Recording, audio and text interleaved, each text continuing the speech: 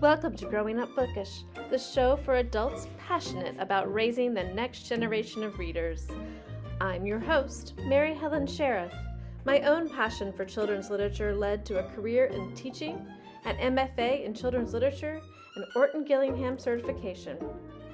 Welcome. Let's get started. As a lifelong bookworm, I know the pain it causes when we find children who are struggling to read. How do we overcome this reluctance? Our guest today is a retired teacher who faced this very problem in her classroom and read a book that changed everything. Allow me to introduce today's guest on Growing Up Bookish, Linda Ulleseit. I met Linda because she's the author of several award-winning books that feature female ancestors who were extraordinary but unsung. But she's not here today as my author friend, but rather as a retired teacher. She taught for 22 years in public schools in California, 4th through 8th grade. And she pioneered using a reading workshop in her school, kind of going away from the traditional model of teaching reading. So, Linda, I wanted to start today by kind of painting a picture of what your classroom was like before you read your miracle book. Okay, I'm going to back up a little bit and Okay. say when we first start with children, we read books to them. And we get all excited about, look, here's a book about dinosaurs. You're going to love this. Or this is a book about Christmas. And the kids are like, oh, they get very excited. You read the book to them. When they start school, they have the same experience in kindergarten and primary grades where the teachers read to them with enthusiasm, voices, whatever. Then they get to upper grade and their teacher says, here's a list of vocabulary words. Define them and write a sentence. Here's the comprehension questions. Make sure you answer them in complete sentences. And every love they had for reading dies. It's gone. Okay. So that was my experience before I read, that's how I taught, because that's how everybody taught. You read the book, you answer the questions, you take a test at the end of the week. It was all comprehension and vocabulary based. And did you feel like your kids learned things that way and just didn't like it? Or did you feel like the learning was stymied as well? What were the results of that? There are those kids who will learn no matter where you put them. You could put them in the middle of the freeway with a book and they're fine, right? So there are those kids. And then there are kids who really, really, really struggle with reading and they need a little bit of help with the vocabulary and the comprehension part, okay? But there's a huge chunk in the middle that what we're getting anything out of it. I mean, sure, they might learn a word that they retain, they might remember the main character out of the book, but they're not going to have a love of reading. Right. Mm-hmm. Right. Got it. Okay. So you read a book and it changed everything. Tell me what this book was and tell me just about the book. Okay. Well, the book, and I have it here, is The Book Whisperer by Donalyn Miller. Okay. It had been recommended to me and I read it and it literally changed everything because it validated what I knew to be true about reading, that kids love books when they choose them themselves. Okay. And in order for them to love reading, they have to have some ownership in the process. They don't, how many times do you love a book that's assigned to you in school? Think about what you read going through school. Those are not the books that immediately come to mind and say, I love those books. Yeah. Never. Okay. So the ones that you love are the ones that you absolutely choose for yourself. And that just struck a chord with me. Mm-hmm. So that's why I immediately looked into a way to do that in my classroom. Good. And is this book written primarily for teachers, or do you think there's value for other people as well? It's geared toward teachers, but there's no like lesson plans or curriculum in it. It's basically a philosophy of learning to read. I think parents would get a lot out of it also. Okay, good, good. Okay, so then you read this book and then what do you do in your classroom? What does this practically look like? Well, actually, I shared it with a couple of my friends who taught at other schools, and we created a subversive club in the district. And we decided that we were going to toss out all of the curriculum materials given to us by the district, just put it aside, lock it in a cabinet, and start over. And so we kind of supported each other in starting a reading workshop. Now, a lot of the primary teachers had been using Lucy Culkin's reading workshop in the primary grades, pretty common. Not too common in the upper grades because you have more children. It's hard to conference with them. It just is not really workable. So I did a lot of research and working with upper grades in the reading workshop kind of a situation. And I implemented, I kind of worked it as I went along, depending on what I found on the internet and what I was able, because Lucy Calkins only goes through 5th grade. I was teaching 6th. Okay. So it basically, it is on you let the children choose what they want to read, and then you teach them the skills. You teach them how to make connections, how to summarize, things like that. And then they apply those skills to what they're reading. And then they write a letter. To me, it was a letter. They wrote a letter every week telling me, summarizing the part that they had read, and then applying what I was teaching them to what they were reading. So they all applied it in a different way to something that they had chosen. And it worked well. Now, the thing that was really cool was I had to model the skill, right? So I did that in 2 ways. Each trimester, I read a novel out loud to them. So we could explore genres. When we did the mini lesson each week, I used a picture book to illustrate the skill. And you may not know this, but there are a lot of picture books out there that are designated or designed for older children. They're not Dr. Seuss. They're designed for older children. The vocabulary or the concepts work with older children. And they loved it because picture books are non-threatening. They loved picture books as kids. They know they're not going to have to write an essay on it. So they really, really got into the picture books that I used. And that was kind of a key to being able to read the whole book in one setting and talk about the beginning, the middle, and the end, talk about foreshadowing, talk about language use and that sort of thing. Okay, so I've got a few questions that are coming into my head. One is, like, at least I think this is true everywhere, but at least where I taught also grades 4 through 8 a while back, and at least where I taught, there was a lot about the testing that was going to take place at the end of the year, and that being how we were supposed to teach, like basically teach them to read a passage and answer multiple choice questions. Right. You are completely stepping away from that. So do you find that the kids are able to score well on tests, even though they're not being taught how to take those tests? Well, I've taught in a district where the kids tested very well. Okay. So they already knew how to do the tests pretty well. And it's not like I was stepping away from comprehension. I was just not doing it in the same way. Right. So they were better able to answer questions like, why do you think the main character did this? Or what motivated the main character to do this? As opposed to what happened on page 3 of chapter 4, which is the pretty basic which they already knew that. Those questions are not hard, right? Who is the main character? A, B, C, or D? Well, if you read the whole book, you know who the main character is. Sure. Yeah. But before the making inferences and the critical thinking pieces, this actually worked better for questions that were directed that way. Okay. Yes. Okay. What about time? Were you teaching a reading class, or was this part of your English curriculum? And if it was part of your English curriculum, how are you fitting in grammar and research and Well, I'm a writer, so we pretty much did language arts all day, as long as I could get away with it. But yeah, it was a self-contained classroom. So I would focus on the one thing I wish I had more time to actually let them read in class, because I know a lot of them didn't do the reading at home that they should have or could have.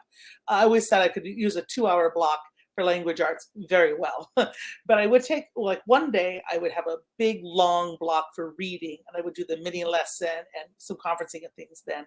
And then one other day I would have a big block for writing, because I was doing a writer's workshop very similarly the same way. So I kind of worked it all in. We did a little bit of grammar every day. We kind of worked it all into probably an hour and a half a day. Okay, that's reasonable. And so this 6th grade classroom is in an elementary school, and you had them for all subjects. Okay. Yes. Okay. Okay. And then I guess I did have another question. Now, what was it? I guess how did the school react? Like, were your principals okay with this change? I mean, you called it a subversive club. Did you get pushback? Was it embraced? Like, hey, this is fantastic. How did that kind of go? Well, it was kind of funny because 1 or 2 of the people were working with a principal that was very open. And so they went to the principal and said, look, this is what they were doing. I had a principal that was pretty hands-off. And as long as he wasn't getting complaints, he didn't really care what you were doing. So I just did it and didn't tell anybody. I want to make sure it was going to work before I went to the mat and defended it. So that was actually, I felt like I could do whatever I wanted to do within reason, and they were reading. That was the important part. Right. So Good. we didn't initially get much pushback. We had to get into it before we could fight for it, right? But ironically enough, a year, 2 years later, the district adopted a reading workshop. Really? So when they adopted the new like curriculum for the new round of reading, they Mhm. gave us a choice. You could either use this curriculum or you could do a reader's workshop. We're like, yeah, victory. Now, what about, I mean, the kids are all reading different books. I Mhm. can imagine that you've read all the books that all of your kids are reading. Mhm. Does that make it difficult for you to guide them and assess them, Mhm. and to, like, know whether they're doing a good job with this? Like, if their summary is completely wackadoodle and has nothing to do with the book, you might not even know. Right, exactly. But I had about 500 books in my classroom library at that point, being a Mhm. reader and a writer and a language arts person. Yeah. I was in a fairly new school, so they didn't have a really big library. So I just built my own library and it grew over time. Mhm. So I would take a time, we would have a melee day, where I would go over and I would pick a book out of the bookshelf and I'd say, oh, who's read this one? Tell me what this is about. Or if it was one I wrote, I would say, oh, this is really good. If you liked, Lion, the Witch, and the Wardrobe, you're going to love this. And my enthusiasm and the classmates' enthusiasm got kids reading. So I pretty much had a good idea of most of the books in my classroom. Of course, they would come up with stuff like they would read The Warriors, the cats, and they would read the different things that I'd never read, but I had a pretty good idea what was going on. And I could tell from the way they wrote that whether they were, shining me on or whether they were seriously making an effort. Plus, I conferenced with them. So if it sounded like they were not getting into it the way they should or not putting the effort into it that they should, I would pull them over and have a conference. Now, Mhm. conferences in upper grade look a lot different than they do in elementary school because I would have up to 35 kids, and I did not have time to conference with 35 kids meaningfully every week. So Right. I would make sure I pulled the struggling readers over and talk to them more about the comprehension Mhm. strategies, and vocabulary and things like that. And then the high kids, it was okay for me to talk to them maybe once every 2 weeks. I didn't want to ignore them completely, but I certainly didn't need to look over their shoulders. Mhm. So I didn't have to conference with everybody every day. But if I could see that someone was veering off track or something, I could pull them over and say, hey, tell me about this book you're reading, and then we could talk about it. The point was to get them excited about the book, right? Right, and was there a certain amount they had to read on a weekly basis, or was it go your own pace? Mhm, And did you have some kids who read the same book all mhm, year? exactly, exactly.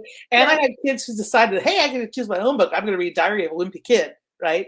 And Oh, I'm yeah. like, sure, read whatever you want. And they learned it pretty quickly that they could not analyze to the correct level in a book like that. They had to pick a book, even if it was a picture book, they had to pick a book with a little bit of depth, something that had something that they could connect with or something that they could critically think about, right? And So I told them, you can read Diary of a Wimpy Kid all year if you want, because it's important for you to read things for pleasure, just for pleasure, and that's fine. But if you're reading for me and you're going to write a letter about it and analyze it and apply these skills, you need to pick something with a little more substance. Mhm. That makes sense, that makes Mhm. sense. I like that. Okay, cool.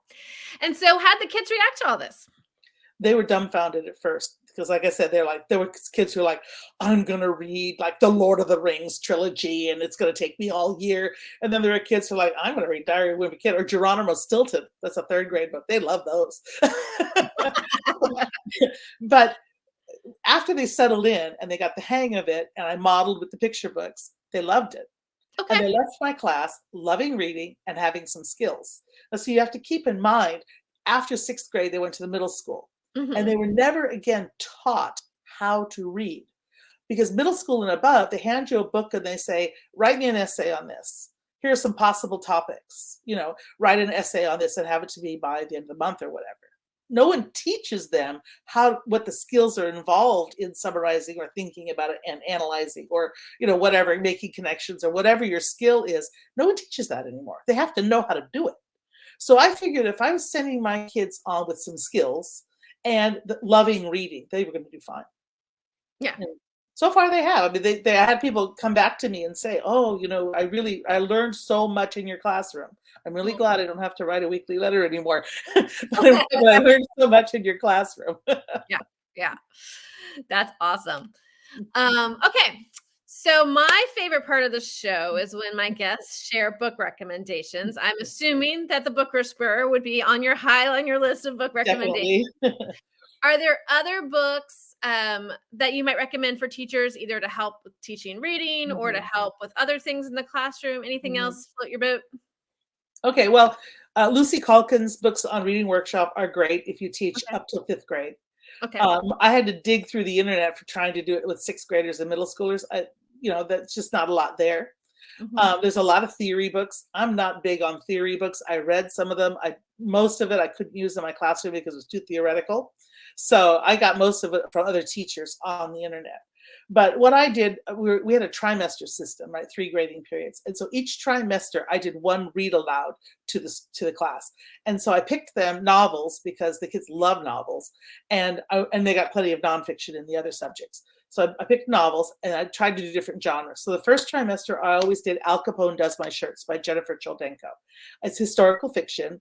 And because we live in California in the Bay Area, it's local. So we always went to visit Alcatraz after they read it, which was great because they could see the places they had read about in the book. And the book is a lot about sibling issues, first love, that sort of thing. And they really enjoyed that. The second trimester, they were always a little bit taken aback because I picked realistic fiction and we read Hatchet by Gary Paulson. I've heard that. Which is, so it's a survival story, perseverance, and digging deep within yourself to find things you didn't know you could do. Totally applicable. And we learned a lot about survival, how to survive if anything happens like that happens to you. And the third trimester was fantasy, and I always picked Lightning Thief because most of them had read it or seen the movie. And that way, because they'd seen it, they knew the comprehension, and then we could go into, why do you think the author did this? Or, what's the motivation here? Or what would you have done if you were in that situation? And so they were much more open by that time of the year, having been doing this all year and having a story they were familiar with. They were much more open to diving deeper into looking at the book. Okay. So you did read alouds, but they were also discussion pieces to discuss the skills that you were talking about too. Right, and I never tested them on those books. Oh, okay. It was total discussion. It was reading for pleasure. Because I figured the only reason they're going to learn to read for pleasure is if you model it. Right. So that's what I did for them. You're not going to be tested on this. And of course, there would always be the ones that are writing down every word. You do that. You're going to do well in middle school. No, taking's a good skill. But then one of the things I also taught with picture books, and one of my favorite picture books of all time is called Fox by Margaret Wilde. And I'll read you a little bit. I'll read you how it starts because the language is delicious in this book. It's absolutely wonderful. And it's really good because it deals with friendships and betrayal. Excellent for 6th graders. So this is how it starts. Through the charred forest over hot ash runs Dog with a bird clamped in his big gentle mouth. He takes her to his cave above the river, and there he tries to tend to her burnt wing. But Magpie does not want his help. I will never again be able to fly, she whispers. I know, says Dog. He is silent for a moment. Then he says, I am blind in one eye, but life is good. An eye is nothing, says Magpie. How would you feel if you couldn't run? Dog does not answer. Magpie drags her body into the shadow of the rocks until she feels herself melting into the blackness. And that's the first page. Isn't that amazing? That's beautiful. And it's beautiful. The language is just beautiful in this book all the way through it. So I highly recommend it to everybody, all ages. Yeah. I loved reading picture books, and I have a degree in children's literature, so I've read quite a few, but I also enjoyed, like, when my kids were children, like as my kids grew up, getting to read through them again, and then as a teacher, all good times. Okay. Well, those are some wonderful books. And if you missed those as we were talking, I will put them in the show notes. So no worries if you aren't the note taker that Linda's student is. So Linda, congratulations on your retirement from teaching. You've been out of the classroom for how many years now? Since right before the pandemic. So what, 4? 4? Have been that long? Oh my God. I know. I'm betting that some listeners are curious about, your writing life too. We got a lot of readers who watch this, adults who like to read. Your most recent novel was The Aloha Spirit, which was set at Territorial, Hawaii. It won several awards. And then you recently published a historical fiction anthology called Unlocked, and you have a short story in there, and other authors do too. But I think, if I remember correctly, because I have read this super fun book, but your story has characters in it that are going to be in a book that's coming out in June. Yes, that's correct. Okay. Do you want to tell people a little bit about the story and then maybe about the larger book coming out in June? Okay. The story True Legacy, it actually takes place in Portland, Oregon in 1921, where a woman and her niece are going to Portland after a relative has passed away. And the relative who has passed away has left a trunk, a chest. So that's the theory in Unlocked. Every story has a chest in it, so it's kind of cool. But they go through this chest and they learn a little bit about this woman's life. Well, the story that I have coming out in June actually talks about that woman who passed away, her parents, and she's born in that book. Okay. And in 1835. So it's like, well, that's pretty early for a white girl to be born at a fort. What the heck was going on there? So when I researched it, I found out a lot about Fort Snelling and the area, and how Fort Snelling was basically like the bastion of civilization at that point. Everybody went through the fort, lots of famous people. And The River Remembers is actually told from this woman's point of view, also from the point of view of Day Setz, who was a Dakota chief's daughter, real person, and from the point of view of Harriet Robinson, who marries Dred Scott at the fort that year. So those are some challenging viewpoints to write, but those are three women with similar things. We got to figure out, the world is changing, and I got to figure out my future and what that means for my children, whether you're a slave or a Native American or a white settler. So a lot of things are the same, and a lot of things, of course, are very different. Yeah. Well, I can't wait to read that. That sounds awesome. And if people are interested in finding out more about you as an author or any of your books, where should they go? How should they keep in touch? The website's the best place to start. Ulleseit.com is my website. If you want to you find out about my books or about me or my speaking engagements, that sort of thing, that's fine. If you want to interact with me on a daily basis, check out Shine with Paper Lantern Writers, which is a Facebook group. I'm there every day. Sounds good. And I'll put links to both of those in the show notes as well. Okay. So, Linda, thank you so much for joining us today and sharing your experience and your advice. And thanks to all my listeners for tuning in. Goodbye for now. Bye. Thanks, Mary. Bye. Thank you. Today's episode of Growing Up Bookish was brought to you by Bookish Road Trip. Learn more at bookishroadtrip.com. If you enjoyed this episode, please like, subscribe, review, and tell everyone you know. Never underestimate the power of word of mouth. Thank you for listening.